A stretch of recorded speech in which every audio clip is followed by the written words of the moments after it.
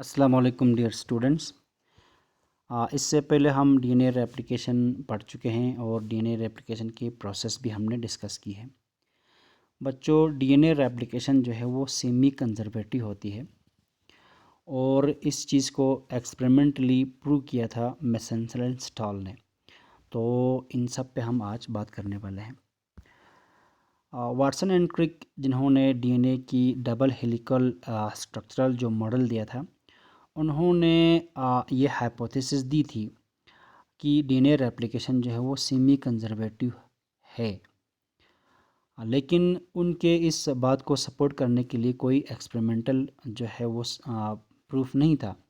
लेकिन 1958 में Meselson and stall नाम के दो साइंटिस्ट आए। उन्होंने एक एक्सपेरिमेंट डिज़ाइन की जिसके ज़रिए उन्होंने ये हाइपोथेसिस जो वाटसन एंड क्रिक ने दिया था उसको टेस्ट किया और ये पता लगाया कि वाकई डीएनए रेप्लिकेशन जो है वो सेमी कंजर्वेटिव होती है।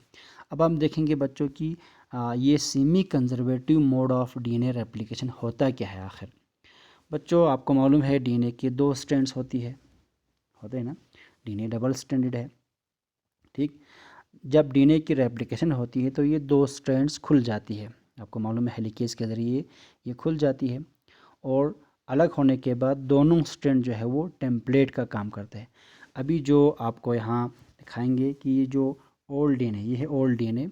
इस ओल्ड डीएनए के दोनों स्ट्रैंड जब सेपरेट होती है तो देखो यहाँ पर ओल्ड डीएनए की जो स्ट्रैंड है वो यहाँ रेड से दिखाया गया है। ये और ये दोनों ओल्ड डीएनए के स्ट्रैंड्स है, ये अलग हो गए हैं।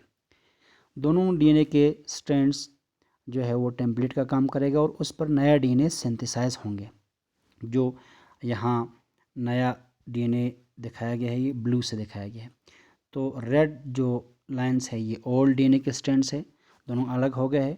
तो दोनों टेम्पलेट स्ट्रैंड्स पर न्यू डीएनए स्ट्रैंड जो ब्लू दिखाया गया है ये बनाया गया है, ठीक है। तो जब कंप्लीट हो गया डीएनए से डीएनए बनना, तो एक ओल्ड डीएनए से, एक पेरेंट डीएनए से दो न्यू डीएनए मॉलिक्यूल्स आपको बन गया। तो यहाँ पर दिखाता हूँ, ये और ये जो है न्यू डीएनए है, न्यू डीएनए, ठीक।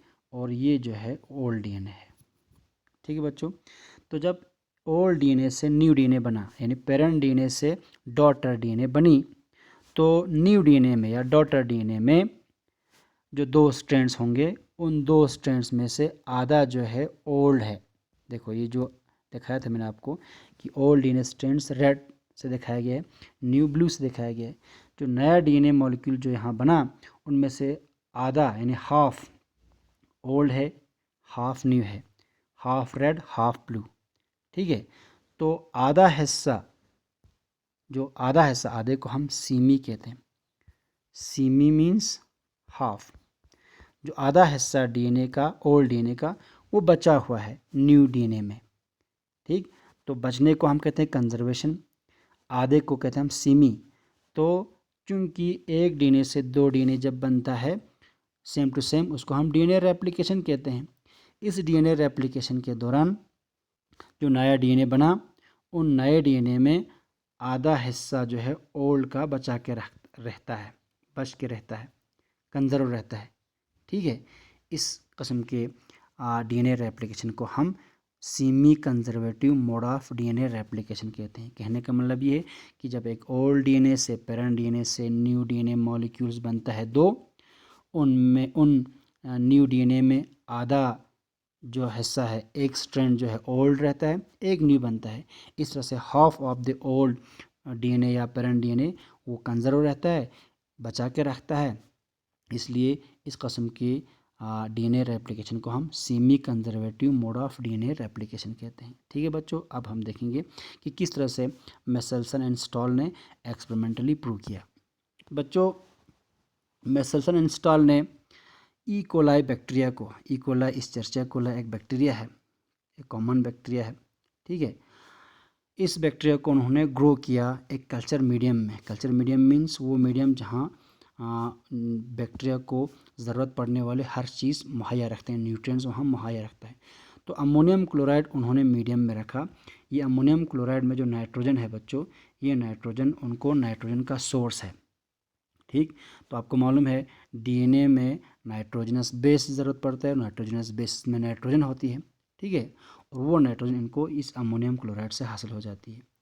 तो कई जनरेशन तक उन्होंने ई कोलाई बैक्टीरिया को अमोनियम क्लोराइड वाले मीडियम में, ठीक है, जिसमें N15 वाला आइसोटोप नाइट्रोजन का था, उसमें ग्रो किया। ठीक, तो यहाँ आपको ये बताना ज़रूरी है कि N15 और N14 जो यहाँ पर इस्तेमाल किया जा रहा है, ये आइसोटोप्स है नाइट्रोजन के। तो आइसोटोप्स बच्चों वो एटम्स होते हैं जिनकी एटॉमिक नंबर सेम होते हैं और मास नंबर डिफरेंट होती है। अब जो यहाँ नाइट्रोजन 2 है, दोनों की एटॉमिक नंबर सेम है 7 और मास नंबर डिफरेंट है, एक की 14 एक की 15 इसलिए क्योंकि इसमें एक न्यूट्रॉन अलावा है। ठीक है बच्चों, तो 15 ज़्यादा हैवी होती है, 14 लाइट होती है, इसलिए N15 को नाइट्रोजन की हैवी आइसोटोप कहा जाता है और N14 को लाइट आइसोटोप कहा जाता है। तो जिस अमोनियम क्लोराइड वाले मीडियम में इन्होंने ई कोलाई को कई जनरेशन तक ग्रो किया, उसमें जो नाइट्रोजन था वो N15 वाला था। तो कई जनरेशन तक N15 वाले मीडियम में ग्रो करने से क्या हो गया, इस ई कोलाई की, ठीक, डीएनए में जो नाइट्रोजन आ गया वो सारा का सारा N15 वाला आ गया। तो all the DNA of E coli contains now N15 isotope, heavy isotope. ठीक है बच्चों, ओके। तो यहाँ पर एक बात और बताना चाहूँगा, ये जो डीएनए है ई कोलाई का, उन्होंने इस डीएनए को एक्सट्रैक्ट किया, बाहर निकाला और उस डीएनए को अलग किया। ठीक, तो डीएनए हो, प्रोटीन हो या सेल ऑर्गेनेल्स हो, उनको अलग करने का एक टेक्निक होता है बच्चों, उसको हम सेंट्रीफ्यूगेशन कहते हैं। तो सेंट्रीफ्यूगेशन एक ऐसा टेक्निक है जिसमें सेंट्रीफ्यूगल फोर्स अप्लाई करके मॉलिक्यूल्स को उनके डेंसिटी के बेस पर अलग करते हैं। ठीक, उसको घुमाता है, घुमाने से क्या होती है, उन पर सेंट्रीफ्यूगल फोर्स पड़ जाती है, जिसकी वजह से जो मॉलिक्यूल ज़्यादा डेंस हो, जिसकी डेंसिटी ज़्यादा हो, वो जल्दी नीचे बैठ जाती है। ठीक, और जो मॉलिक्यूल लाइट हो, हल्का हो, वो ऊपर बैठ जाती है। तो ऊपर बैठना, नीचे आ जाना, सेडिमेंट होना, ये सेडिमेंटेशन रेट जो है उनकी डेंसिटी पर डिपेंड है। अभी आपको यहाँ दिखाता हूँ, जब हम N15 वाली डीएनए को सेंट्रीफ्यूगेशन करेंगे, एक ख़ास किस्म का सेंट्रीफ्यूगेशन है जिसको हम caesium chloride density gradient centrifugation कहते हैं। तो N15 वाले डीएनए को अगर हम सेंट्रीफ्यूगेशन करेंगे तो N15 क्योंकि हैवी है, हैवी होने की वजह से ये नीचे सेडिमेंट होती है, नीचे बैठ जाती है, थोड़ा नीचे देखो अपनी, हाँ आ जाएगी। लेकिन N14 वाले डीएनए को अगर हम सेंट्रीफ्यूगेशन करेंगे तो क्योंकि वो लाइट है, हल्का है, तो वो ऊपर बैठ जाएंगे, नीचे नहीं आएगा। ठीक है, सेडिमेंट कम होगा, वो ऊपर बैठ जाएंगे। तो ऊपर बैठने वाला N14 क्योंकि वो लाइट है, नीचे बैठने वाली डीएनए N15 क्योंकि वो हैवी है। ये जहन में आप याद रखना। तो क्या किया इन्होंने, आपको मालूम है कई जनरेशन तक ई कोलाई को N15 वाले मीडियम में रखा, जिसकी वजह से ई कोलाई की सारे डीएनए में N15 है, सारा डीएनए N15 है। अब इस N15 डीएनए वाले ई कोलाई को उन्होंने अब ग्रो किया N14 मीडियम में। ठीक, N14 मीडियम में ग्रो किया। ग्रो करने के बाद उन्होंने उनको हार्वेस्ट किया, उनको अलग किया हर 20 मिनट्स के बाद। ठीक, N15 मीडियम में ग्रो करने के बाद हर 20 मिनट्स के बाद, हर 20 मिनट्स के बाद उन्होंने उनको आइसोलेट किया, अलग किया, करने के बाद उनको सेंट्रीफ्यूगेशन के ज़रिए अलग किया। ठीक है, तो अलग करने से उनको क्या पता चला, अब हम दिखाएंगे। जब N15 वाली जो बैक्टीरिया है जिसमें सारा डीएनए N15 है, उसको ग्रो किया N14 मीडियम में, और ग्रो करने के बाद आफ्टर 20 मिनट्स, ठीक है, उस डीएनए को, उस बैक्टीरिया को अलग किया। ठीक, तो बच्चों 20 मिनट्स यहाँ इसलिए है क्योंकि ई कोलाई जो है हर 20 मिनट्स के बाद डबल हो जाती है। ठीक है, तो अगर एक बैक्टीरिया होंगे तो उसके 2 बैक्टीरिया हो जाएंगे 20 मिनट्स के बाद।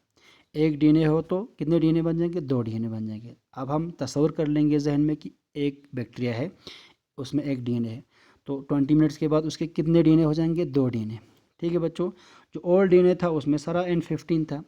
ठीक, वो डीएनए के स्ट्रैंड्स अलग हो गए, देखो अलग होने के बाद नया डीएनए बना। तो नया डीएनए क्योंकि नए नाइट्रोजनस बेस से बनेगा और नया नाइट्रोजनस बेस N14 वाला है, तो नया डीएनए N14 वाला है, ओल्ड डीएनए स्ट्रैंड जो है N15 वाला है। इसलिए जब 20 मिनट्स के बाद हमने आइसोलेट किया तो हमको एक डीएनए से कितने डीएनए बने हैं, 2 डीएनए बने हैं। तो जब उन्होंने 20 मिनट्स के बाद आइसोलेट किया डीएनए को तो उनको 2 डीएनए मिला, ठीक है। और उस 2 डीएनए को या जो भी डीएनए मिला उसको उनको सेंट्रीफ्यूगेशन किया। तो सेंट्रीफ्यूगेशन करने के बाद क्या मिला, तो सेंट्रीफ्यूगेशन में न नीचे बैठा डीएनए, न नीचे बैठा N15 की तरह, न ऊपर रहा N14 की तरह, बल्कि इन दोनों के बीच में, इससे पहले मैंने दिखाया था आपको कि देखो N14 वाला ऊपर रहता है, N15 वाला नीचे रहता है। लेकिन इस बार देखो आप यहाँ पर नया डीएनए जो नया डीएनए बना वो न प्योरली N14 है न प्योरली N15 है, बल्कि वो हाइब्रिड है, इंटरमीडिएट है। आधा हिस्सा N15, आधा हिस्सा N14, आधा हिस्सा N14, आधा हिस्सा N15। तो दोनों डीएनए जो है वो हाइब्रिड है। क्या है, हाइब्रिड। हाइब्रिड मतलब इंटरमीडिएट, ना प्योरली N15 ना प्योरली N14। इसलिए ना ये N15 की तरह नीचे बैठा यहाँ पर, ना ये N14 की तरह ऊपर रहा, बल्कि एक दोनों के बीच में एक लेयर बनाया। उस लेयर को कहते हैं बच्चों इंटरमीडिएट लेयर, N15 N14, ठीक। तो इस N15 N14 वाला जो इंटरमीडिएट का बनना जो है ये प्रूफ है कि डीएनए रेप्लिकेशन जो है सेमी कंजर्वेटिव है। यानी एक डीएनए से जब 2 डीएनए बनता है उसमें half of the old strand जो है वो कंजर्व रहता है, वो बचा के रहता है, ठीक है। इस तरह से उन्होंने 20 के बाद और 20 मिनट के बाद 40 मिनट के बाद उन्होंने और आइसोलेट किया, 60 मिनट के बाद और आइसोलेट किया। तो जैसे जैसे आइसोलेट करता गया, क्योंकि नया डीएनए जो है वो N14 वाला होगा, तो आने वाले डीएनए में N14 की लेवल बढ़ता गया, इंटरमीडिएट की लेवल कम होता जाता है। लेकिन देखो इसमें नेक्स्ट 20 मिनट के बाद यानी आफ्टर 40 मिनट्स N14 और इंटरमीडिएट का 50-50% होती है। इसके बाद 60 मिनट्स के बाद N14 वाले की तादाद बढ़ जाती है, क्योंकि N14 मीडियम में है, N15 तो पहले से था, इसलिए N14 वाले इंटरमीडिएट की लेवल ज़्यादा हो जाती है, 75% और 25% आगे, और भी इस तरह से N14 की लेवल बढ़ता जाएगा। लेकिन जो भी हो, ये N15 और N14 का इंटरमीडिएट का होना जो है ये प्रूफ है कि डीएनए रेप्लिकेशन जो है सेमी कंजर्वेटिव है, half of the old strand जो है वो बचा के रहता है, ठीक है बच्चों। यही है semi conservative mode of DNA replication. उम्मीद है आपको समझ आ गया होगा। फ़ी अमानिल्लाह, खुदा हाफिज़।